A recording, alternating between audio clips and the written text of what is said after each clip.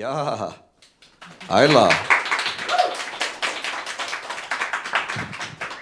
Hej Ayla. Hej. Läget idag? Det är bra. Nice. Alltså vi är inte helt vana vid det här formatet, du och jag, tror jag. Nej. Vi har inte lagt de här grejerna så ofta som man brukar. När gör man det egentligen? När sitter man så här i en ganska uppstyrd konstellation och försöker hålla låda och försöker hålla någon form av projekt framför folk? Ja, det är jättekonstigt. Men, och i 2 timmar också. Det är inte, Exakt. Det är inte 20 minuter, en kvart. En kvart, 20 minuter, hur säger man? 15 minuter, en kvart säger vi här nere. 15 minuter, en kvart. Jag såg en kille med den t-shirten. 15 minuter, en kvart. Ja, det var nice. Det är riktigt fett. Ja, nej, verkligen inte. Ingen organisk situation överhuvudtaget. Den här låten vill jag först och främst säga är en av mina favoritlåtar på den här plattan. Innan jag går in i och så här börjar introducera mig själv lite och kanske Ayla ännu mer. Berätta lite om processen här. Vad är syftet med den här låten? Syftet är väl egentligen att hylla en litet moment som jag hade med mig själv på natten för typ 3 år sedan kanske. Där jag sa en massa ord i det här formatet med min lilla dator som jag inte hade vågat säga. Varken till mig själv eller till någon annan. Så det är egentligen en hyllning till den stunden typ. Att det är okej att säga exakt det man menar. Var oavkortat utan något filter. Ja. Att kunna uttrycka det. Men så tänker jag liksom småbarnsmamma. Våga säga, fan vad jobbigt det ska bli. Gå hem och natta mina barn och jag vill inte. Typ. Sådana saker som man liksom inte får säga. Liksom. Så det är verkligen bara en hyllning till det. Öppenhet liksom. Ja, bara säg vad du vill och säg vad du menar. Vi har liksom det privilegiet här i det här landet. Det är okej, liksom. För jag tänker, jag är så melodiskt lagd. Du ska nu bli van på att jag kommer tacka på dig mina subjektiva åsikter som fan här. Så att jag är inte språkrör för andra människor. Sen kommer ni få lov att ställa frågor sen också. Så att det är lugnt. Jag har en uppfattning av att efter att jag har lyssnat på den här skivan, jag vet inte hur många gånger, så har jag känt ett fokus som har flyttats från musiken till lyriken. Och det är alltså de här 2 senaste gångerna som jag har känt det. Hur är ditt fokus? Hur mycket fokus lägger du på lyriken? Lyriken kommer sist. Det är liksom det absolut sista. Jag hade den känslan. Ja, men utveckla det lite. Varför? Nej, men jag har ju liksom en ostoppbar melodisk längtan som aldrig försvinner. Alltså så här, det surrar kanske 30 melodier i min hjärna nästan hela tiden.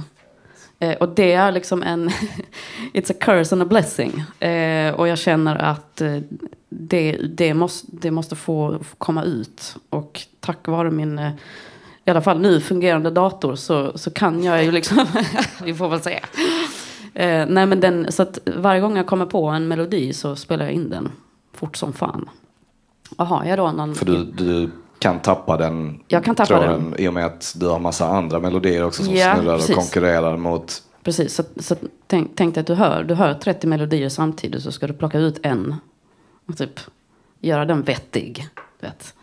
Så att när jag har gjort det och då samtidigt hitta kanske någon loop eller någon grej och så då går det ganska fort, så då måste jag bara snabbt som fan få utlopp för den lilla, den ska in i det här formatet nu snabbt som fan liksom. Och sen när alla de liksom pusselbitarna har lagts i ett projekt, då frågar jag då liksom mig själv eller projektet, det här ljudet jag har spelat in med rösten, vad låter det som i liksom fonetisk så här, hur låter det? Låter det som ett ord eller låter det inte som ett ord? Just det. Och det ordet som det låter närmst som får det bli. Så att musiken skriver ju texten åt mig. Skitfett. Och då blir det texter som blir ja, men det blir ju typ rakt på. Men just den här frasen kanske lät, från början kanske den lät Masani, Masani. Alltså så här, det blir ju sådana liksom blajtexter. Och sen får man bara göra det till något logiskt. Någonting som kan tas emot. Typ. Jag har ju offentligt och direkt till dig sagt det. Att du är en sjuk jävla melodisnickare. Det är något som händer där som jag vet inte vad jag ska jämföra det med. Jo, fan vad sjukt att jag kommer på det här nu. Jag vet exakt vad jag ska jämföra det med. Det är arabisk musik. Den här liksom melankolin som möter den här glädjen. Det är så mycket glädje i musiken samtidigt som att det är melankoli i det. Och de är i, alltså, fan vad, jag älskar att jag satte den på plats här nu. Det är vad jag älskar med det. Ja. Att de har ett sånt sjukt samspel med varandra, de två känslorna. Nu har jag freestylat hittills. Jag vet, Ezana, kolla där med pennan. Det kommer fortsätta. För att jag tycker ändå att den här frågan är en ledande fråga, en ledande liksom bas till vad vi sen kommer att prata om. Och det är, jag vill höra din beskrivning av albumet Pussel. Om du ramar in det på något sätt. Oh my God. Vad vill du säga då? Alltså, jag tror att, eller jag vet varför den heter Pussel. Eller är det titeln vi snackar om nu? Eller albumet i sig? Jag tycker du tolkar den öppet. Ja? Jag tycker du tar det öppet. Du kan gå på ordet. Du kan gå på hårda värden om du vill. Nej men, så som jag precis beskrev vad som händer i hjärnan. Där är det liksom, det är ju pusselbitar. Alltså så här, okej, jag har kanske 30 olika gråa nyanser. Så om jag tar den gråa nyansen med den gråa nyansen, kommer de passa då eller kommer de inte passa då i det här andra pusslet som finns på min dator eller runt i min studio. Alltså så här. Så att dels är det pusslet, alltså det melodiska pusslet, för god damn vad man har liksom dödat darlings. Alltså många melodier fick inte vara med här för att det hade blivit för jävla maxat. Vi kan prata mer om var de melodierna hamnade sen, för att det finns en annan mapp. Yes. Så att liksom, man har ju fått välja ut då liksom, vilka ska få vara med på det här albumet. Och då har jag liksom valt de pusselbitarna som makar mest sens och som passar bäst med varandra. Så dels är det melodiska pusslet och sen har vi det känslomässiga pusslet. Okej, vilka känslor får vara med på den här skivan kombinerat med det där pusslet? Så det är 2 olika pussel där. Och sen så har vi det alltså lyrics. Det är ju ett annat pussel. Vilka ord ska vara med? Ska jag vara ärlig? Ska jag inte vara ärlig? Ska jag vara metaforisk? Ska jag vara alltså så här. Skulle du säga att det är i den ordningen som du precis beskrev? Melodi. Vad sa vi sen? Nej, då har vi en annan som kommer före. Alltså texten är ju sist. Känslor. Den betyder minst typ för mig. Just det, exakt. Så först melodiskt, känslomässigt, och sen har vi också livspusslet som ju blir någon slags, ja men så här, om jag vaknar en dag och behöver, ja men ni vet ju själva, man har musik i sitt liv som man behöver lyssna på ibland för att typ må lite bättre eller känna sig lugn eller så här. Och det har med frekvenser att göra. Så vilka frekvenser behöver min kropp idag? Och det hjälper mig också att välja vilka ljud jag ska välja till exempel. Så att kroppen har också valt ljud. Och jag har liksom försökt använda hjärnan egentligen så lite som möjligt. Den enda gången hjärnan får vara med egentligen, det är väl när man ska komma med någon slags text. Då måste man typ använda hjärnan, tyvärr. Har du ett sånt block under, eller har du någon grej som du tar upp direkt som du måste spela in grejerna med? Alltså, ja, mobilen då, om det är riktig kris. Alltså om det måste in. Då är det mobilen. Många röstmemos? Ja, och då är det ju det är liksom ingen logik överhuvudtaget. Alltså det kan ju vara alltså jättekonstiga. Men jag hör ju hela skiten. Liksom. Så att jag förstår ju vad fröet är för något. Och det räcker med att du lägger de där små, liksom, vad ska man säga, stödorden till din melodi. Ja. Och så kan du återkalla det på sätt och vis i studion. Ja, det kan jag. Fett. Gå på nästa. Ja, jag ska, precis, därför vill jag bara att du ska säga ett sista ord om just det innan vi gör det. Vad skulle du säga om just detta med intuition som du går på då, och den här kreativa friheten som vi snackar om nu? Och det här är ju en konkret fråga från mitt lilla manus här, men jag tycker det är en jättebra fråga. Vad har det inneburit? Vad har det inneburit för dig? Att det går väldigt mycket snabbare att göra musik. För att huvudet får inte vara med. Det är kroppen som bestämmer hur högt saker ska vara, hur lågt saker ska vara, var det ska placeras i mix. Alltså hela alltet. Det blir ingen genväg. För så fort huvudet får vara med för mycket, då blir det blir en filtrering i vad du känner. Och det språket som jag och musik har jag kunnat använda i mitt vanliga liv vid sidan om också. Vilket gör att det är inte så jävla jobbigt att ha en konversation med någon och vara helt ärlig. Helt plötsligt. För du har varit... Ja. Helt plötsligt. Det är en metod liksom, som jag tror att jag har liksom upptäckt genom att jag fick mina barn. För att där kan du inte hålla på med ditt fucking huvud. Du måste säga sanning. Alltså, inte vara så jävla kryptisk och filtrerad. Ja, nej, exakt.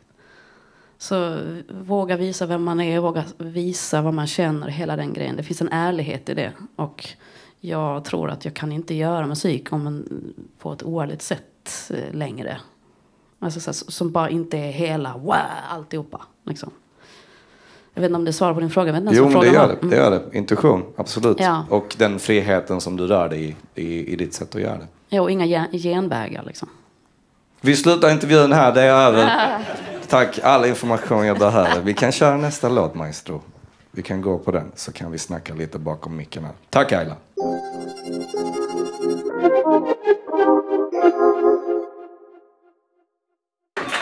Det var en fantastisk låt här.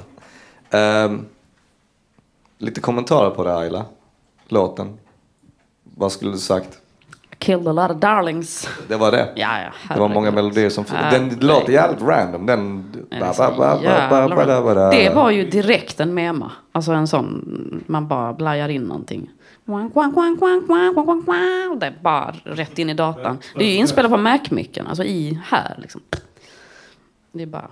Okej, så det var inte en studioinspelad. Den line that made a cut var den. Den bara rätt in. Mm. Men ändå Kill Your Darlings. På resten av sången, tänker jag. Alltså, man hade kunnat lägga in ganska mycket grejer egentligen. Men det blev lite mycket. mycket grejer. Den kreativa processen har vi redan pratat om, känner jag lite. Men jag vill ändå peta på det ännu mer. Och jag tänker just på den här intuitiva, inte så skriptade lösningen du har för dig. Och det jag tänker nu på är bara Kill Your Darlings, bara för att du har sagt det ordet. Och hur många melodier skrotar vi i till exempel den här låten? Har du en siffra på det? 10 kanske. Så du har 10 som är liksom så feta melodier. Som är najsiga jävlar som du bara totalt dödar. Ja. Shit, okej. Och ljudmässigt, hur mycket rör du dig i ljud? Alltså, spelar det någon roll för dig? Ljudets kvalitet, ljudets form? Inte kvalitet, det skiter jag helt i. Men däremot vilka frekvenser liksom, som ljudet stannar eller lever mycket i. Liksom. Och jag landar ju ofta i frekvenser som är lite likt liksom, kropp och någonting organiskt. Liksom. Även om det är digitala ljud så vill jag gärna att de ska kännas organiska. Tänker du i form av en performativ...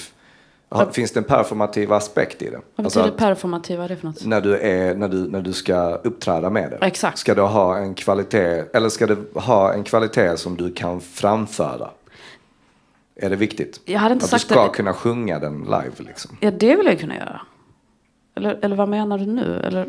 Till exempel när man går in i den processen lite för mycket och producerar upp den lite väl mycket så att man faktiskt inte kan köra den live till exempel. Ja, precis. Nej, alltså jag tror inte att jag tänker på live så pass. Men däremot så jag måste ju liksom ha ljud i projektet som gör att jag vill känna och kan känna låten så pass mycket att sen när det väl är live så känner jag den jättemycket. Just det. Så jag måste liksom det måste ju flicka min flick.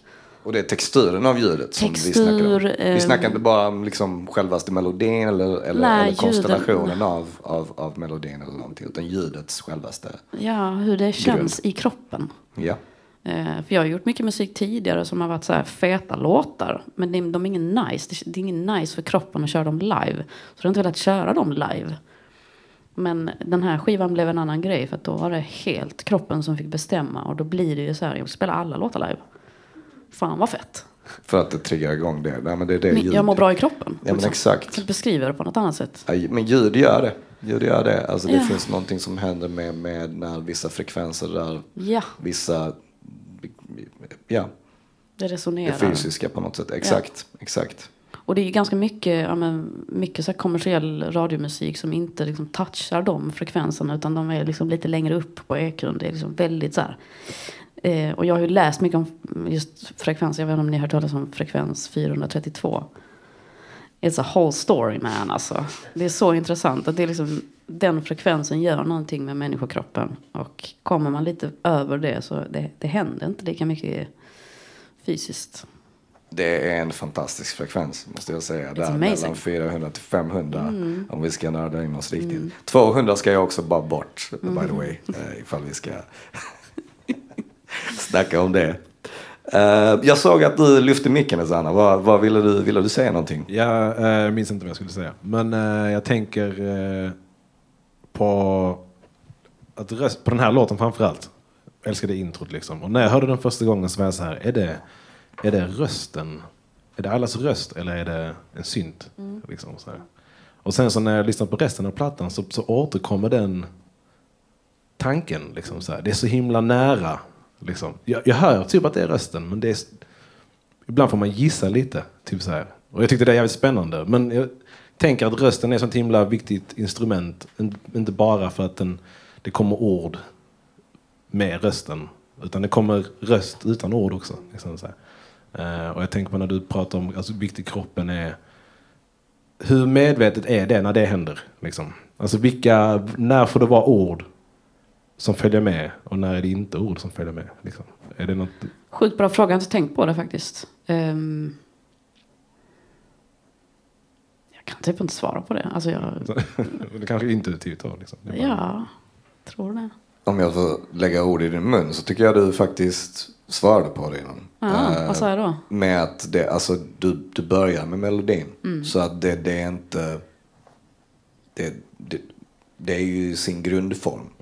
Det är grundformen vi får uppleva på något sätt. Ja, jag tänker att vissa melodier kanske mår bra av att få ord. Liksom. Men om du ska sätta ord på den här melodin, vad har du gjort då? Liksom? Alltså, nej, lite skönt utan. Ja, liksom nice utan. Det blev som att den låg tillräckligt länge i projektet utan att jag pillade på den. Och då tänkte jag bara, men då får den ju vara så. Annars hade jag ju pillat på den för länge sedan. Typ så. Tror jag. Så sjukt länge sedan jag gjorde den låten. Hur långt bak snackar vi? Alltså den äldsta låten, plattan, hur gammal är den låten?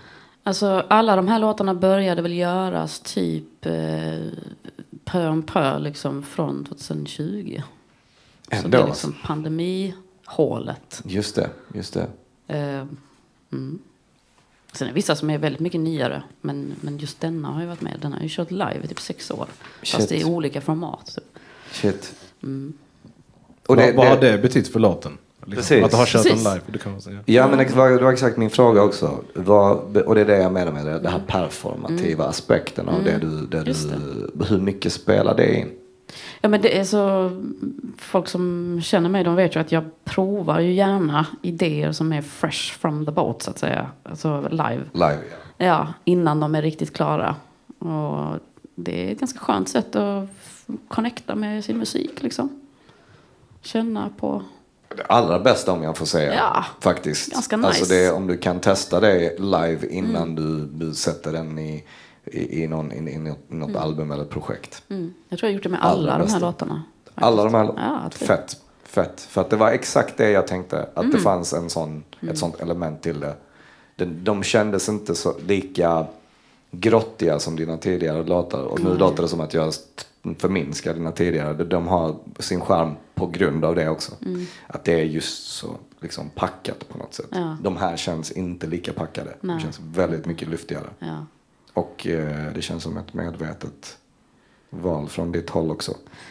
Jag vet inte, sitter du på en massa feta låtar som ingen har hört och du ska spela live så här, jag kommer köra de låtarna istället för att jag är mer pepp på dem. Alltså det är väldigt sån egoistisk grej liksom. Så att man kanske kört 2. Jag tycker det är det bästa sättet att välja låtar. Resten är bara nya låtar. Men då blir det ju också, då blir det en kommunikation med folk som lyssnar på musiken. Bara den där låten du körde i början, vad är det för någon? Bara, det är nästa singel. Boom! Och så här, det blir en gemensam process då. Då blir det ju att så här, ja, och det blir lite press på mig. Alltså man kanske ska fucking göra färdigt den jävla låtjäveln då. Liksom. För att det är exakt det som är, för min del handlar just musik om det. Den kommunikationen som du för. Majestätiskt, if I may say. Ska vi lyssna på en grej nu bara för att avbryta våra flummiga sidospår här. En soundbite från en person som kallar sig för Small Village. Jag också minns bara typ såhär, när jag fick typ demon också, det var en sån mäktig grej typ att såhär, alltså typ satt och lyssnade igenom och jag minns att jag var i Malmö när jag fick det. Satt hemma hos en kompis som jag bodde hos då, liksom lyssnade igenom, bara låg i sängen och lyssnade på demorna och det var ju liksom innan jag hade börjat mixa. Och så kom jag hit en Cumbia Nobel eller en Cumbia på Nobel. Och alltså när beatet kickade in där jag bara, alltså jag reste mig upp och bara, what the fuck är det här? Alltså det är så, vilken jävla bredd hon har liksom på både prodd och allting. Den är liksom typ en instrumental låt som bara, delayen där. Vem har mixat den? 10 poäng på delayen där. Alltså. Jag tycker vi går på bara Small Village har varit med och hjälpt till att mixa plattan. Bara för kontext. Men vi kör Cumbia på Nobel.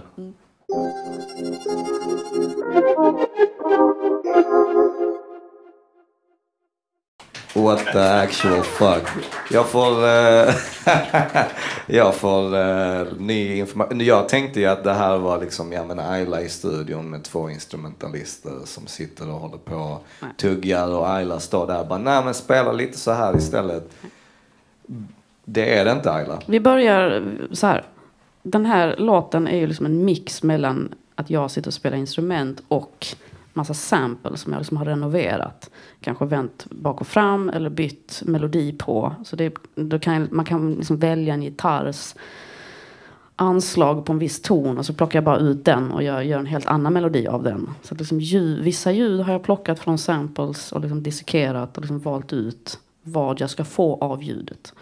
Och sen ritar jag då liksom upp det och liksom spelar antingen på midi och sen typ vänder bak och fram och ser vad som händer. Alltså mycket så, renovera ljud. Men den här låten, där är ju en klarinett i början. Den är från när jag är 16 år och bor på Nobelvägen hos mina päron. För där hade jag fått en klarinett av min kompis Love. Och jag kan inte spela klarinett, men jag kan spela en melodi och det är den där. Och den inspelningen hittade jag på en hårddisk. En gammal sån PC-hårddisk. Och bara, damn, fan, det här låter ju fett liksom. Och sen fanns det också en gitarrslinga, den här akustiska. Den grejen. Så det är samplingar från när jag är 16 som har dragit in i det här projektet. Och så har jag försökt skriva text på den här låten och försökt göra det här till en låt. Liksom. Och varje gång jag gjort det så bara, nej fy fan vad tråkigt. Det är mycket fetare med bara... Alltså så här. Och basen har jag liksom skrivit med munnen. Alltså allting skrivs liksom här med kroppen. Och sen är det bara att vända bak och fram, flytta ner, flytta upp, lalala. Du gick upp 7 nivåer i mina ögon just nu. Jag vet att du är sjuk redan. Men det här låter som ett helt fucking band. Jag är verifierad nu. Du är verified. Du vet den här blåa grejen på Tinder. Kan jag få en sån Murat verification tag logo? Du ska få det. Jag ska göra det. På riktigt, jag är seriös. Vi kan ordna det, absolut. Ett tryckt exemplar av ett papper som är 2 millimeter tjockt. Ja. Sådär. Vi fixar det. Det är ingen fara. Nej, men på riktigt, fy fan. Ayla. Det låter som en hel jävla orkester. Och det är sjukt att du har fått det att låta som en hel orkester. Och jävligt sjukt att du ändå har samplat dig själv från när du var 16. Det där är peak sampling, det vet du va? Det är peak sampling. Att sampla sig själv från när man var en unge liksom. Ja.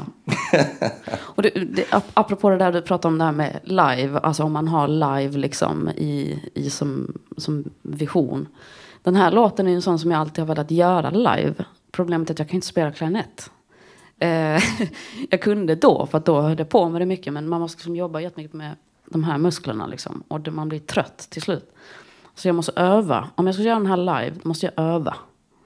Så du i live-versionen har en förinspelning? Vi har aldrig kört den live. Så om vi ska köra den här live, då måste jag öva på klarinett. Just den här melodin. Och det roliga med klarinett är ju att om den är lite så här osmörjd och man typ inte har brytt sig om den på flera år, så låter den så jävla ball.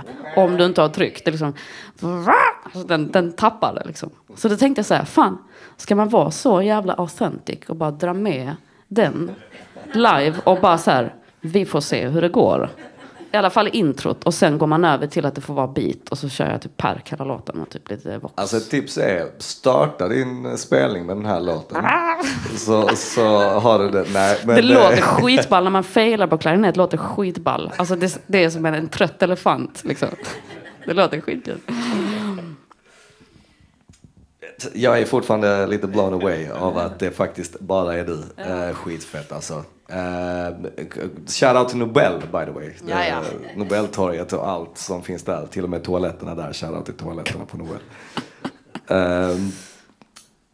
Vi har faktiskt ännu mer information från en kär vän, Small Village, igen. Kan vi spela upp hans lilla... Skitskönt att jobba med någon som bara vet vad de vill. Och våga också säga det. För det uppskattade jag skitmycket med hennes process. Liksom att så här, hon bara... Jag vet hur det ska låta. Alltså, så här, hon litar också på mig. Men så här, om inte jag gör... Om det blir fel från mitt håll, då säger hon det liksom. Alltså det är inte så här något daltande att säga, det var jättebra, men liksom så här, hon bara, nej men det här kändes fel. Så här, tillbaka med min hi-hat där liksom. Alltså så här. Ni måste jobba på den delayen alltså. Jag fixar inte den delayen. Det är för estetiskt för mig. Jag ska stå här och representera den effekten. Nej, jag skojar. Not verified by the way. Liksom. Det är mitt fel. Jag ber om olika grader av... Nej, jag snackar skit. Det här var om låten Visa mig då. Som Small Village snackar lite om. Och jag tycker vi lyssnar på den. Jag tycker vi lägger den. Ja, men där, vi går på 2B. Innan Visa mig. Och sen går vi till Visa mig.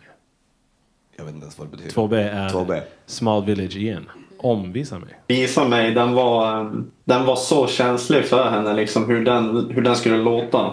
Och då hade jag gjort en liksom full on mix innan. Och hon bara, jag tycker den är asfet, men det känns typ inte rätt. Alltså så här, för henne liksom. Så i den låten var nog flest versioner på kanske. För att jag gick tillbaka. Alltså jag har inte ett enda plugin på hennes röst. Alltså hennes main vocal i den låten, det är bara Aylas mix liksom. För det var mest den också som hon var känslig för. Hur den skulle kännas liksom. Så det är alltså inte ens en EQ.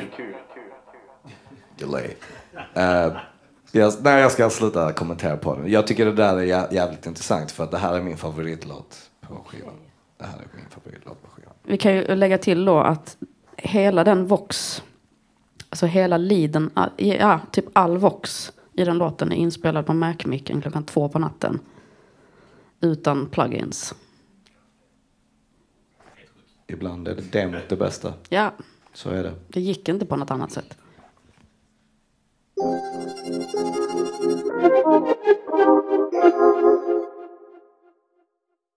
Tack för den, Ayla. Känslor tycker jag vi snackar lite om här. Vad har vi... Vad är basen? Vad är basis till den här låten? Alltså den här låten har jag har inte kunnat spela den här live på ganska länge. För att jag har brutit ihop 3 gånger. De senaste live-gigen hade med denna. Och senast var på turnépremiären i Umeå för typ en månad sedan. Och då körde jag första versen och sen fick jag liksom choke efter 3 ord. Jag var tvungen att sätta mig på scenen så här. Det står liksom hur mycket folk som helst som står och tittar och bara tänker, och det är första låten på konserten. Jag står liksom i full, men det är det värsta så här, I'm an artist now, och sen så bara nej. Jag bara satte mig så här och bara oh my god. Alltså, jag satte mig bara och väntade in mig själv typ. Och hade jag varit lite yngre så hade jag kanske fått en ren och skär panikattack. Men för mig var det bara så, let's go. Let's just sit here. Så jag satt där typ halva första versen och sen bara, för jag får bara, och sen var det igång igen liksom. Så att jag tappade mig själv där. Och sen dess har vi inte kört den live faktiskt. Jag måste till en plats i mig själv som jag inte har liksom varit med på ett tag. Alltså, som har mycket sorg. Så att att hitta dit första låten i konsert, det kändes övermäktigt. Så den jag vet inte vad jag har för relation till den just nu faktiskt. Men det är verkligen någon trigger är det alltså. Jag har den relationen till låten. Ja. Det triggar det i mig också. Ja. Så att tack att du har du har inte lagt några mellanspel. Alltså det är ingen sträcka mellan den känslan och hur du har hamnat i låten. Nej, och det har nog med att vi valde den här tagningen. Alltså jag har gjort, vet ni hur många tagningar jag har gjort på den här låten. Fick låna någon fancy mick av den, fick låna någon sjuk studio av den andra. Alltså jag har provat liksom mickar som kostar 40 000. Jag har provat min egen lilla mick. Alltså jag har varit överallt med den här låten. Överallt. Men så blev det ändå den här tagningen. När jag kom hem så var det ändå den här versionen jag lyssnade på. Just det var den här versionen jag lyssnade på. Det var den här fucking versionen jag lyssnade på. Jag vill inte lyssna på en annan version. Sen bara var det typ flera stycken som började säga till mig så här, men du kanske ska köra på den versionen då. Jag bara, men alla andra låtar är ju inspelat, så de bara, fuck det. Jag bara, ja, fuck det. Så att jag hade liksom vänner som hjälpte mig där att förstå att så här, det behöver inte göra om något som redan är. Våga lita på den känslan. Jag var okej, tack Gud. Liksom. Och då fick det bli så. Och det kanske du ska behålla. Alltid, för evigt. Alltså du ska inte tämja den här låten på något sätt. Bryt ihop så många gånger du behöver bryta ihop. Ja. Tills du kanske kan köra den. Och kan du inte köra den, fuck it. Fuck it. I guess. Då får den bara spelas. Den får spelas. Och så får jag ta en liten paus och vara jättekonstig live. Men det är så här. Jag vill vara i det här ämnet hela intervjun egentligen. För att det är detta jag tycker är det mest intressanta med hur man liksom sätter känslor på papper. Men ändå lite relaterat till detta. Finns det några personer som har betytt extra för dig i processen? Den mer kreativa processen. Om vi förgrenar bort det från råa relationer. Ja, alltså jag spelar med en artist som heter Cleo jättemycket. Och hon har ju hört alla liksom, demo number ones. Liksom, så. Är det en bollplank? Använder du henne som en idématta? Inte idématta, utan snarare... Ja, men till exempel med den här låten då, Visa mig. Hon har ju hört alla andra versioner av den här låten. Och när jag visade den här senaste demon som ni då fick höra här nu. Så var det bara... För henne var det ju bara självklart. Det är ju... Hallå. Det är den du ska ta. Det är det här. This is it liksom. Så det är ju att få lite bekräftelse. Men jag brukar inte involvera så mycket folk i det. Det är jag tacksam för. Jag hör faktiskt att den är... Alltså det är inte många gånger jag brukar säga att isolering av idéer är bra. Men i ditt fall så älskar jag faktiskt att du isolerar väldigt mycket av din kreativa process till dig själv. Det gör din musik till det den är. Jag blir mycket friare då. Annars börjar jag tänka på vad andra tycker och det pallar inte jag. Jag tycker det är skitstörigt. Don't. Nej, kommer inte göra det. Är inte att du behöver min röst i det här. För du kör ju verkligen ditt eget race och jag älskar det. Men ja. Du kan ju testa det. Det blir nog kul det också för dig. När man ska, nu när jag valde att någon annan skulle mixa min skiva. För det är faktiskt första gången jag gör det. Jag har inte velat att någon annan ska mixa mina skivor tidigare. Men nu valde jag att göra det för jag träffade Small Village. Och de som känner honom vet att han är helt insane. När det gäller att förvalta känslor i musik. Fast i mix. Han har liksom den förmågan. Så jag kunde inte låta bli. Så jag frågade honom och där har ju vi har ju behövt skapa en relation som har varit väldigt så här rå och ärlig. För att jag kan inte jobba med folk om inte det är så, har jag märkt med mig själv. Alltså när det blir för mycket så här socker i rummet. Jag blir så här, jag klarar inte det. Och jag var ju försiktig med han i början. För han är så himla snäll. Men jag kände att jag kan inte sockra det här. Det går inte. Den Norrlandsdialekten gör det inte mindre sockrigt kan jag säga. Exakt. Kommer jag där och bara, Nej men, och det att jag vågade vara så öppen med detta med han. Och att han kunde ta emot det och typ pallade stanna i det. Är jag så sjukt tacksam för. Och då blev det lättare för oss att jobba också. Så att han var ju absolut bollplank i att så här, få det här färdigt. Jag har jobbat som du mycket i min egen värld. Och när man får den där luften från någon annan gör magi ibland. Yep. Men sen, absolut, precis som du säger, att det kan också vara det som dödar processens flow. Vi hade faktiskt en metod som jag vill lägga in. Jag ska inte vara långrandig. Nej. Ta inte mina blickar in i iPaden som en slags så här cue på någonting. Det var att vi körde att eftersom att jag var så himla van vid mina versioner av låtarna och det liksom soundet och jag liksom ville inte kompromissa med det, så kom vi överens om till slut att den första mixen ska bara liksom vara en städmix. Alltså bort med jobbiga frekvenser eller saker som liksom förstör liksom kvaliteten eller gör att det blir svårt att få upp volym eller så här. Så först städa, fixa, dona, nivåer, pill, tekniskt. Och sen när det är satt, då gör han en E-Type-version. Och med E-Type menar inte vi liksom musiken E-Type, utan vi menar liksom Elias. Han heter Elias egentligen. En Elias-version. Så om han skulle vara kreativ på den nya fräscha tekniska mixen, vad skulle han gjort då? Så att vi alltid hade en vanlig standard grundmix-version som var liksom min mix och sen en hans alternativ. Och sen hittade vi ofta då ett mellanläge mellan hans kreativa mix och min kreativa mix. Och den magin när man hittade synk i det var ju bara wow! Otroligt. För man hör ju vissa låtar att den här är lite mer konstruerad eller så här strukturerad menar jag. Nu har jag inte riktigt film, men sista låten bland annat med Cleo. En sån. Beror mest på beatet skulle jag vilja säga än själva ljudbilden. Men finns det någon riktig E-Type mix? Jag skulle säga att den låten som han har pillat mest med är nog Massa liv. Det är den första låten vi hörde idag. Där han började prata. Jo men jag hör det. Jag hör faktiskt det när du säger det. Japp. Så introt där har han lagt de här stråkmattan och det fanns inte där innan. Ja.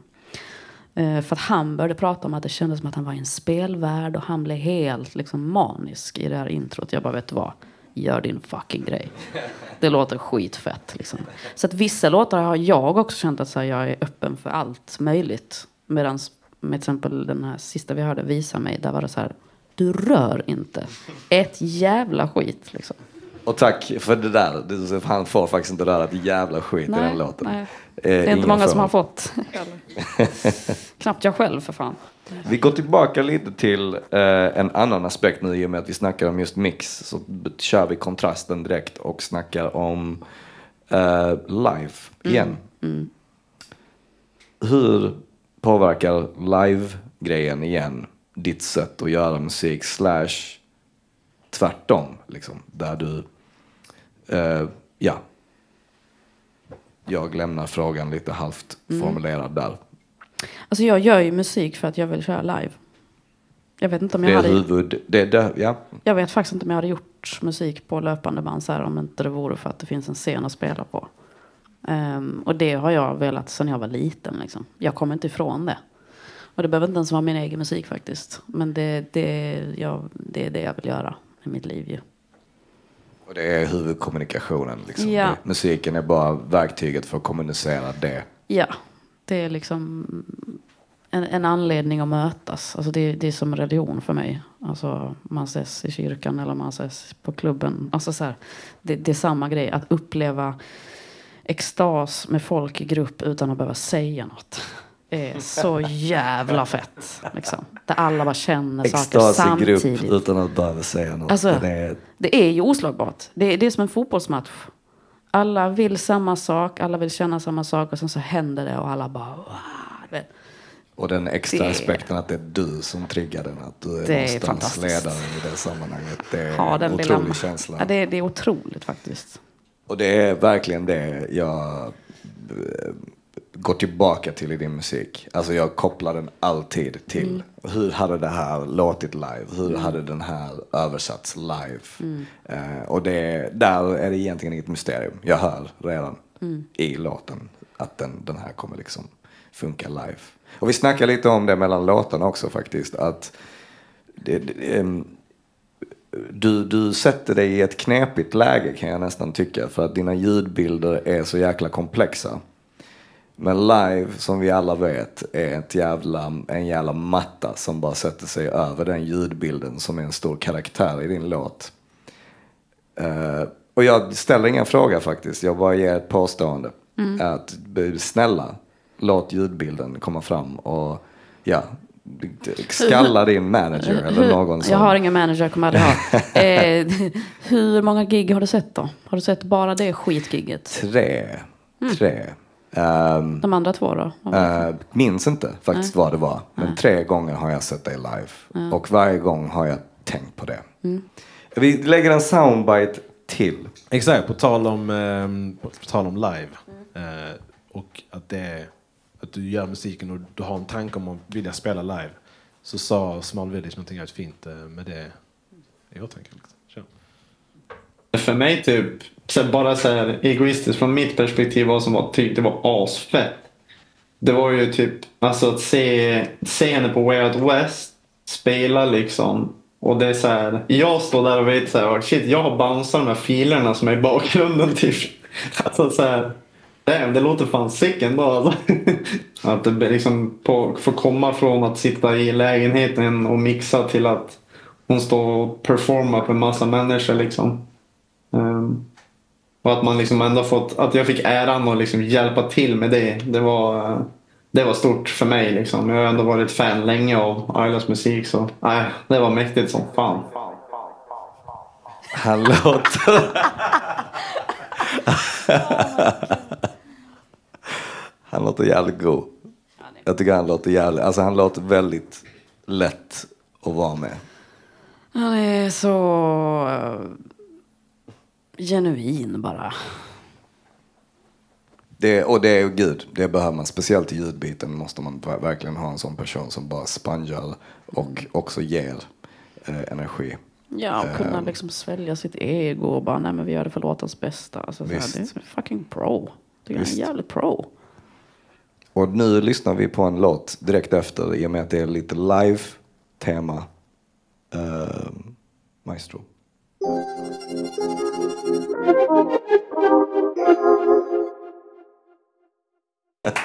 Yes. Tackar. Och ett gästspel där av Cleo också i den låten. Jag tycker vi gör så här. Jag går inte in i den här låten. Inte än i alla fall. Om du nu inte själv känner för att du vill ha en liten förklaring av hur den hände. För jag tänkte att vi skulle inkorporera folk i bilden här. Kör. Folks frågor. Jag vet inte hur vi har gjort ljudmässigt, mina vänner. Finns det en mix som vi kan passera runt? Man bara räcker upp handen när man vill ställa frågor. Vi har den där redan. Varsågod. Hej. Brukar du ändra mycket i låtar? Du pratar om att du lägger ner en demo och sen till att den blir färdig. Är det liksom en process som går fram och tillbaka eller brukar det bli ganska likt det första? Alltså, allt som jag svarar... Mitt svar här nu gäller inte Visa mig. För Visa mig är ett kapitel i sig. Den speciella triggerlåten. Men ja, alla andra låtar väldigt likt den första idén. Väldigt så. Håller mig ofta trogen till det. Mm. Skulle du säga att... Jag tänker så här. Nej. Jag sparar den. Jag har den. Jag sätter bokmärke på en fråga som jag har. Så hijackar jag inte den här situationen. Finns det några andra som har några funderingar och frågor till Ayla? Yes. Du kan faktiskt...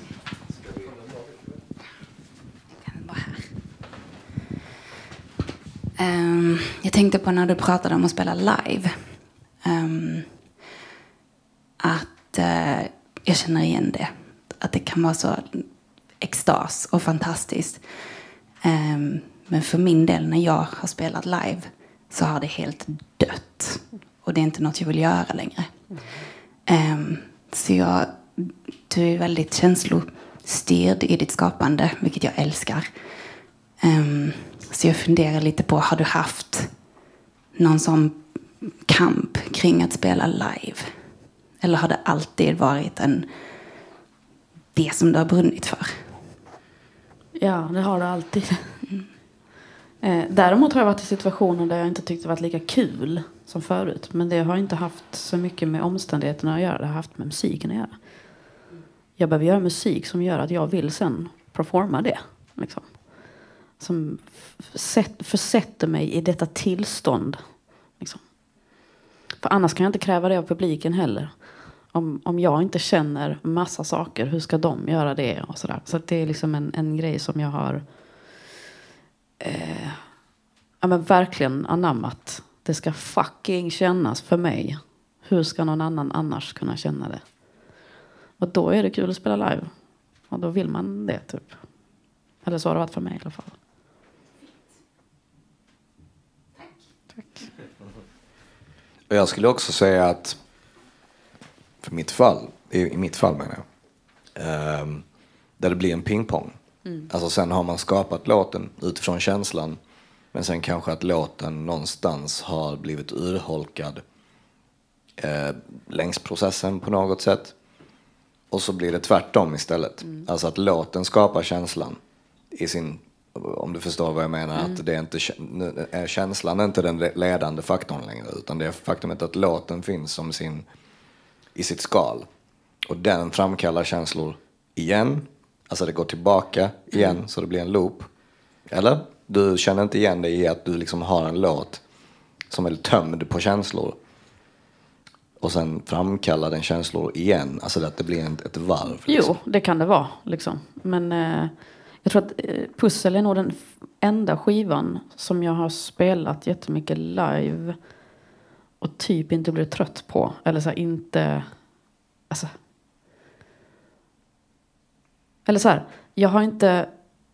Jag vet inte om det har att göra med att jag liksom verkligen har behållit demoversionerna. Alltså det är mina demos vi hör här. Det är inte liksom renoveringen 2, 3, 4, 5, 6, 7. Det är typ ofärdiga låtar. Egentligen är det. För de har inte kommit till någon slags stopp egentligen.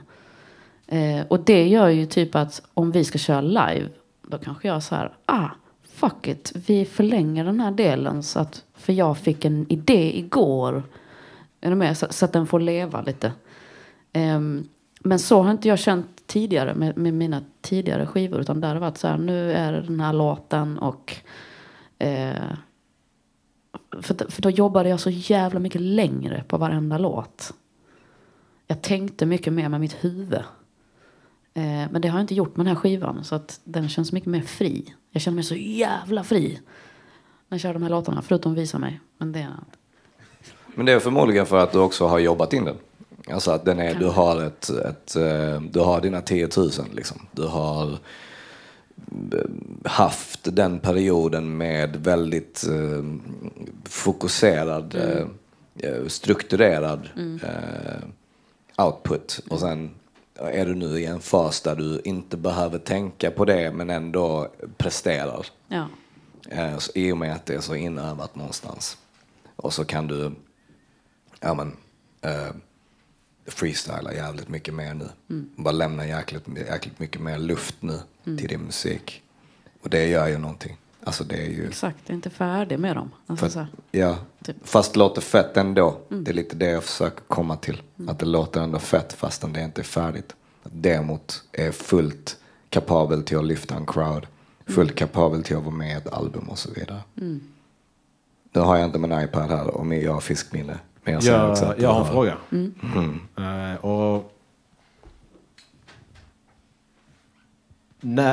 Eller varför släppte du den här plattan nu?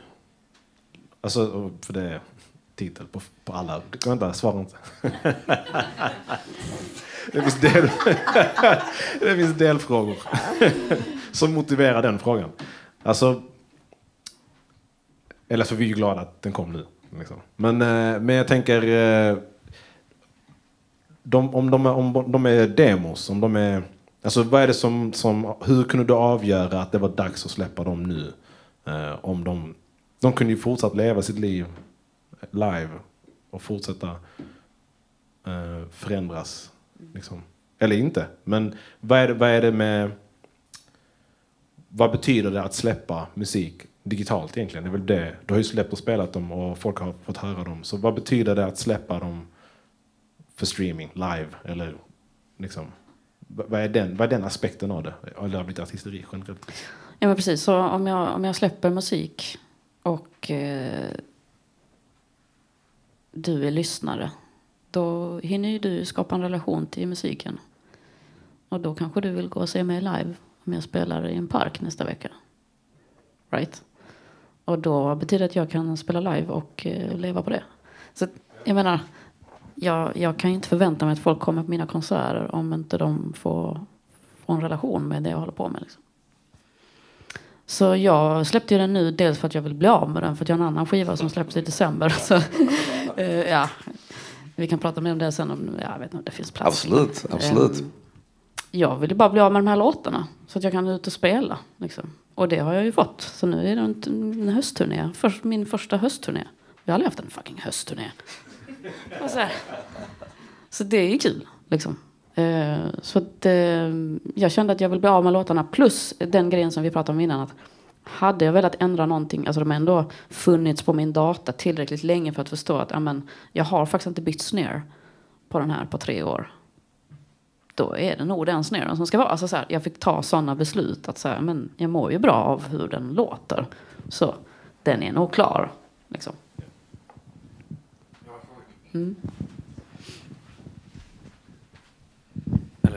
Jag har 2 frågor. Första frågan.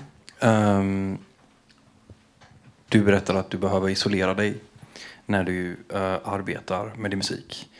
Det finns ändå folk i det här albumet som deltar i det. Så jag undrar hur fick de möjligheten att få komma in i din värld? Det är första frågan. Andra frågan. Omslaget. Vad är det för omslag? Vad är det som händer? Varför är det som händer? Jag har en liten aning. Men jag vill inte säga. Varför inte det? För att jag kan säga. Då får jag säga. Jag sa okej.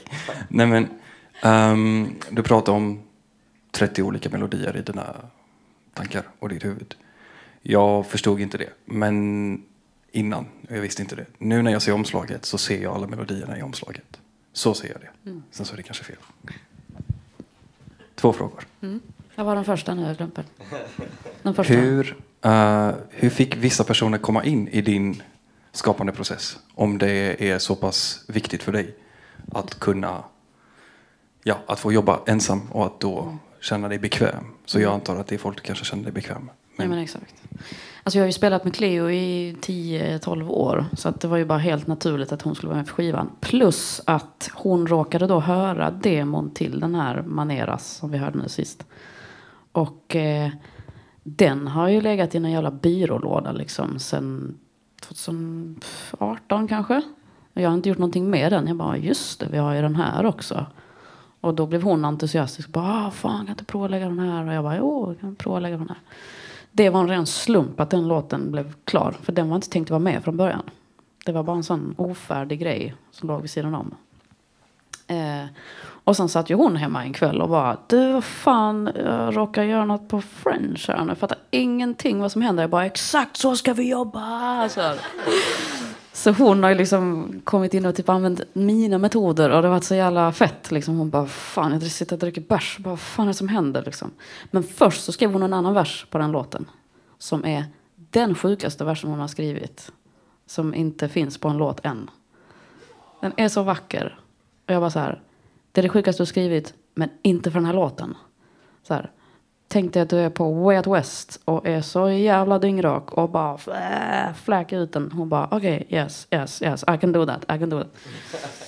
Så det var ju verkligen så här, jag har spelat med henne, det var så intensivt, hon och hör musiken man håller på med. Det var ju bara en lätt grej typ. Och sen när det gäller Elias som har mixat skivan så var det absolut på riktigt för att så här, jag pallar inte. Jag pallar inte mixa de här låtarna. Jag vill... jag måste... Någon annan får göra det. Och det måste vara hans öron. Jag vill inte använda mina öron i det här. Liksom. Och för att han har en flavor. Som jag inte har. Jag kan inte göra det själv. Inte så som han kan. Och det är ju de enda som typ är med. Jo, nej, Andrea kör ju lite några stabs på någon låt. Ja, det är ju typ bara Cleo. Elias. Svarar det på din första fråga? Ja. Och jag kan också lägga till att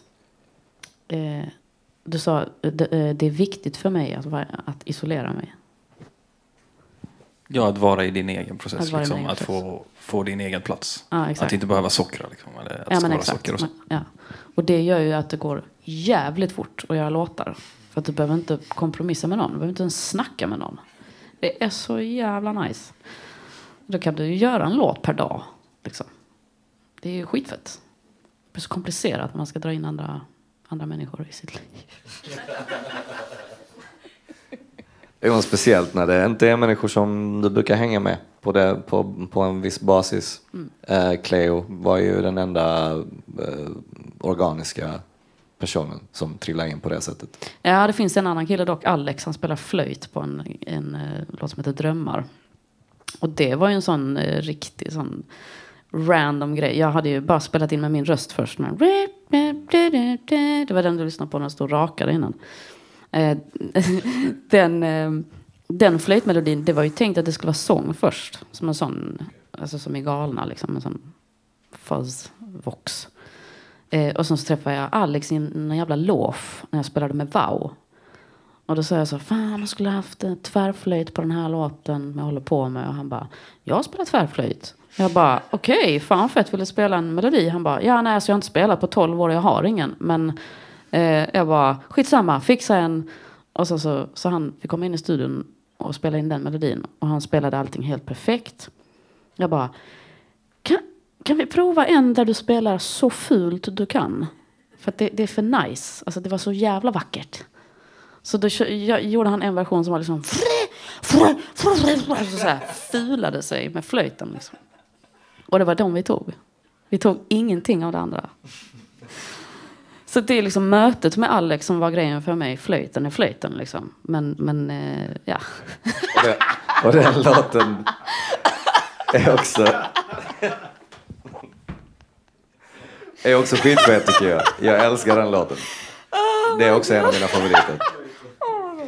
Så att, vill du lägga... Nej, vi lägger ner. Den andra frågan var omslaget. Precis, det är Nor som har ritat det omslaget. Och när jag skulle beskriva för henne vad som händer i mitt huvud när jag gör musik, så beskrev jag det som att det är massa olika djur som ser ut på olika sätt. Och det är liksom så här djur som inte riktigt finns. De är inte färdigskapta än och finns ingen titel på dem. Något har 3 svansar och någon annan har... Alltså så här.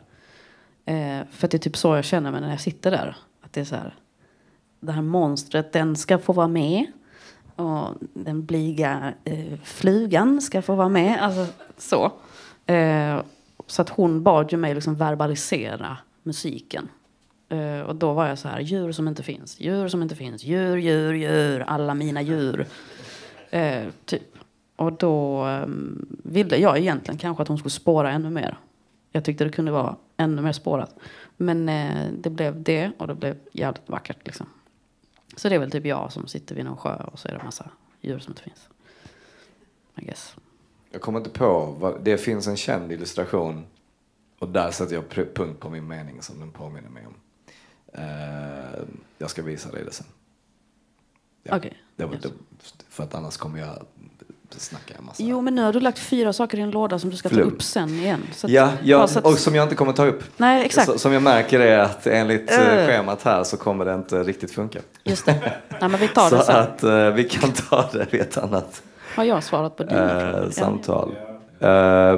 Ska vi bara bara scanna efter en fråga till kanske, ifall vi har det. Annars så har vi en liten soundbite från Small igen. Någon som tänker på något. Det är typ min favorit. Men det är någonting mer än alltså. Det är ett ställe då hon så känslor. Alltså den delen 30. Alltså, det är sån gåshud på den. Det är liksom så här performancen i hennes röst där. Alltså jag dog varenda gång jag satt och mixade liksom. Och sen då den typ syntbas solot i slutet är så jävla fett. Det är liksom så... nej, jag vet inte, röjig jävla låt. Som också är du, syntbasen. Ja, den är lite mer en sample straight up, men jag har liksom pitchat om den och vänt på den lite. Bara för kontext till det klippet också. Jag frågade Small Village vilken hans favoritlåt är. Och då sa han denna. Så det är det vi hörde precis när han försökte beskriva sin favorit. Men vi kan lyssna på den så slut.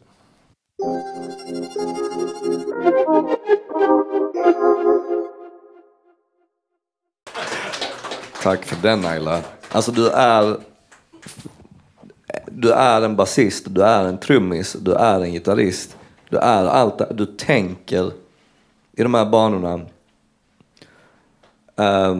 För det kanske det känns självklart nu vid det här laget när du har nött det så många gånger. Men jag måste ändå bara konstatera det. Att det är liksom, det är inte bara det att du spelar en gitarr. Eller spelar ett gitarrljud. Det är inte bara att du spelar ett basljud. Utan du spelar basen som en basist. Du spelar trummorna som en trummis. Det är det. Det är också det. Och det krävs en speciell nivå av kunskap för att kunna utföra de olika uppdragen. Jag vet inte om det är känner du så? Jag vet inte om det är kunskap, för att jag har inte använt sådär, det är inte så avancerade pluggar, alltså det är Logics egna EQ. Jag sitter inte med kompressorer och håller på. Det gör inte det. Nej. Faktiskt. Men däremot vet jag hur jag vill röra mig med kroppen när jag hör en snare. Och rör inte jag mig på det sättet så är snaren fel. Och då måste jag göra någonting med den. Och då provar jag. Pitcha upp, pitcha ner. Sitta med EQ, ta bort bas, lägga till bas. Så. Just det. Så att det är inte så mycket kunskap, utan det är bara så här, hur vill min kropp må? Ja. Faktiskt. Och den är inte lätt. Nej, det krävs att man sitter med det. Alltså. Nej. Speciellt, även om man är isolerad i sin egen värld. Om man inte har någon som flåsar en på nacken. Så är det fan inte lätt att kanalisera, korta den sträckan. Mellan tanke Exakt. Utförande. Nu råkar jag vara ganska bra på att flåsa mig själv i nacken faktiskt. Nej men faktiskt, jag är inte så... jag gillar inte att sitta och fnula för länge på grejer. Jag spyr på det faktiskt. Jag tycker att det förstör ganska mycket. Och det är samma sak om man har alltså alla typer av relationer egentligen. Sitta och gnata och sitta med samma problem länge, så här, det hjälper inte. Let's move the fuck on. Ja. Alltså det räcker liksom. Det blir för självupptaget.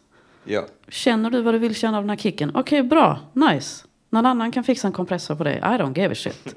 Jag känner det jag vill känna. Och då kanske någon annan gör det också. Ja. Jag kan säga att jag är inte så. Jag fastnar i de banorna väldigt lätt.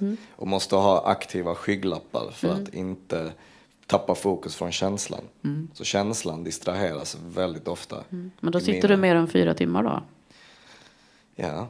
Exakt. Gud, ja. The magic. Ja. Efter 4 timmar fattar man ingenting. Ja. Så ett tips är skaffa 2 barn. För du har inte tid att sitta längre. Du har inte tid att sitta mer än 4 timmar. Du har din tid i studion. Om du inte bara låt det komma ut då. Och så när du är där nästa gång så är det också bara 4 timmar. Ja, så tar vi det 4 timmar. Och sen floff. Album.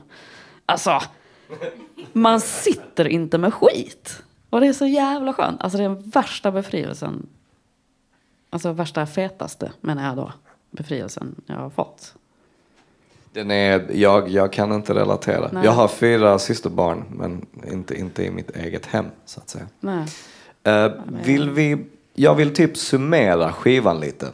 Ska vi göra det? Som en liksom slags, säg, ja men om du hade nästan recenserat din egen skiva. Ja. Så. Alltså, jag måste ändå säga att det var kul att lyssna på låtarna igen. Alltså, det var ju länge sedan jag lyssnade. Jag har inte suttit och lyssnat på de här låtarna sen sista steget i master innan man trycker på release. Liksom. Och det var ändå ett tag sedan. Så att, det var nice. Jag gillar låtarna faktiskt. Skitfeta. Känner att det var kul. Det låter fett. Nej men så jag har ju bara hört dem live liksom. Och då blir de som de är. Men det låter fett. Fett mix. Vad är du mest stolt över med låtarna? Att jag... Eller finns det en låt som kan visa mig, jag har hintat lite om att den betyder kanske väldigt mycket. Men är det någon aspekt, antingen ljuddesign, poddmässigt eller något som du liksom, det här the shit liksom. Ja, precis. Men det är nog just precis den här grejen som vi pratar om. Att jag absolut inte har övertänkt låtarnas vibb eller värde eller någonting. Utan verkligen bevarat det. Är det då har du hintat också om egentligen, bara för att få det tydligt. Är det någonting som är speciellt med just pussel? Alltså är det någonting som du unlockade med den här plattan liksom, på något sätt? Jag tror att jag unlockade med förra plattan lite. Men jag verkligen utövade total liksom, lock-up på just denna. Och det är verkligen en metod som liksom går snabbare och snabbare och snabbare. För nu har jag gjort en till skiva som ingen vet någonting om. Som är en helt annan genre. Den ska släppa om 2 månader. Och den gjordes parallellt med pussel. Och där är liksom all the darlings that I killed. I liksom 135 bpm. Nu tycker vi sänker förväntningarna här. Och där, jag menar, där kan vi verkligen snacka snabbmat. Alltså så här, då är det bara så här, okej, låter skitfett, bam, ut.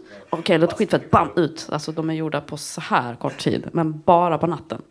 Så det är liksom pussel, the other dimension av pussel. Så det här var det ljusa. Förlåt, det här var den officiella sagan. Ja. Och nu är det den mörka kanske. Den andra sidan. Och där är också temat djur som inte finns. Men de är ännu mer fucked up. Där är riktig urspårning. Och tills det ska jag komma på vad den här konstnären heter. För det påminner mig väldigt mycket om den illustrationen. Vad vill du att folk ska ta med sig från skivan då?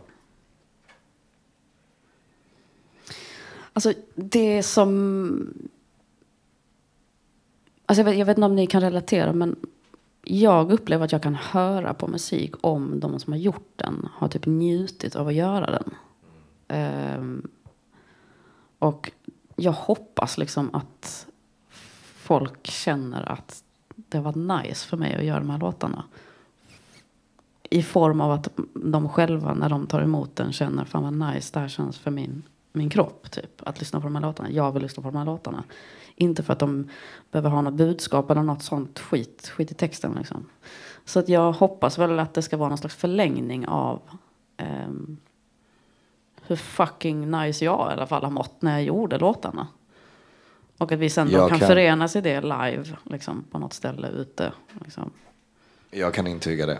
Det är exakt det var det jag menade när jag skrev till dig häromdagen och sa till dig att liksom, det ligger i de där, alltså det är fantastiskt som det är, det vi hör, det som är självklart, de självklara elementen i din musik. Men det absolut vackraste ligger i liksom springorna av musiken, och vad jag försökt säga där var just det, liksom, att det är det man hör.